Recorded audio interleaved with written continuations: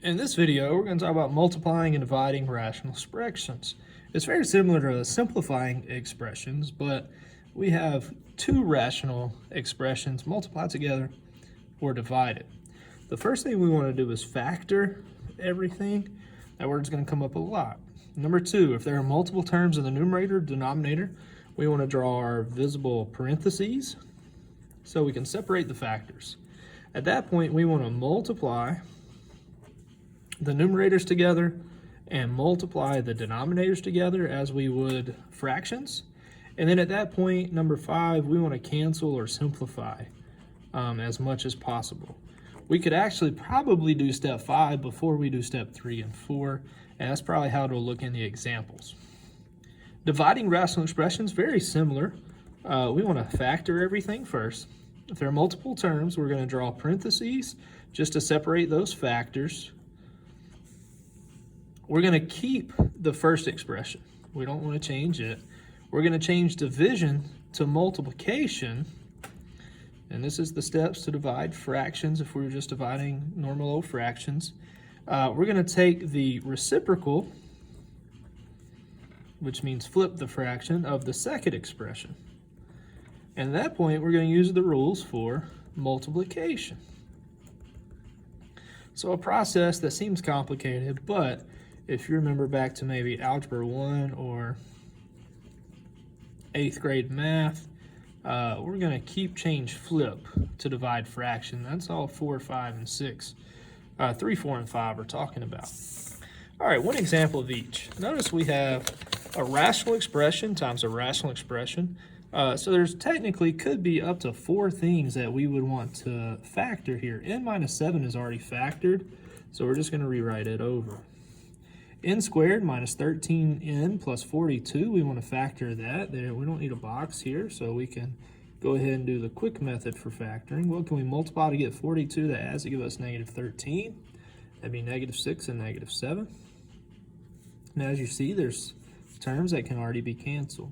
9n plus 18 can both be divided by 9. And we're left with n plus 2. 9n plus 72 can both be divided by 9. And we're left with n plus 8. Now at this point, we could multiply everything in the numerator and everything in the denominator and then cancel everything out. But then we're writing stuff that twice. We don't really need to write it all that. So I would go ahead and cancel things out if it's in the top and the bottom, like the 9 can be canceled out. The n minus 7s can be canceled out. And if there was something in this numerator and this denominator over here that were the same, we could also cross those out. At this point, we would multiply everything left in the numerator together. There's nothing left here. There's an n plus 2 here, so we have an n plus 2 left in the numerator.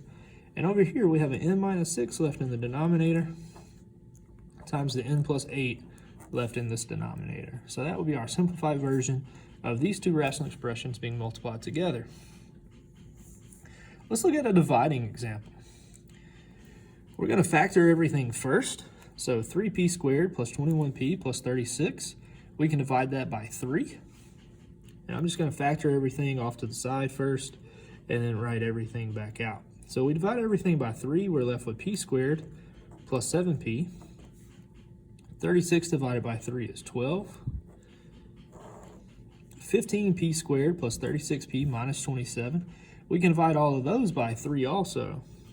And we're left with 5p squared plus 36 divided by 3 is 12p, and 27 divided by 3 is negative 9, divided by p minus 6 all over 5p minus 3. At this point, we can factor the p squared plus 7p plus 12, so we get 3. We can do the quick factoring here. We don't need a box. What can we multiply to get 12? That adds to give us 7. That's 3 and 4. In this case, we would need a box for the denominator, so I'm going to do it off to the side. 5p squared and negative 9. We multiply those two together. We get negative 45p squared. And the two numbers we need also have to add to give us 12p, positive 12p. If we think about those two numbers are going to be positive 15p and negative 3p. Might have taken you a second to figure those out, but you can always use a calculator and start dividing. 45 divided by 1 is 45. 1 and 45 aren't going to add or subtract to give you 12. Divide by 2, it's not divisible. Divide by 3. 45 divided by 3 would give you 15. 3 and 15 could add or subtract to give us 12. And then we just got to figure out the sign. So we put those in our box. Does not matter what order they go in. 5p squared and 15p can be divided by 5p. Negative 3p and negative 9 can be divided by negative 3. 5p squared and negative 3p can be divided by p. 15p and negative 9 can be divided by 3. So we get 5p minus 3 and p plus 3. I'm going to go ahead and keep the first expression the same. I'm going to change the division to multiply, and we're going to flip the second expression. So keep, change, flip in order to divide our two expressions. The 3's can cancel. The p plus 3's can cancel. This 5p minus 3 and this 5p minus 3 can also cancel. So we're going to multiply everything left in the numerator. The only thing left is a p plus 4. There's nothing left in the numerator over here. And the only expression left in the denominator is p minus 6. So that would be our simplified version of dividing the two expressions.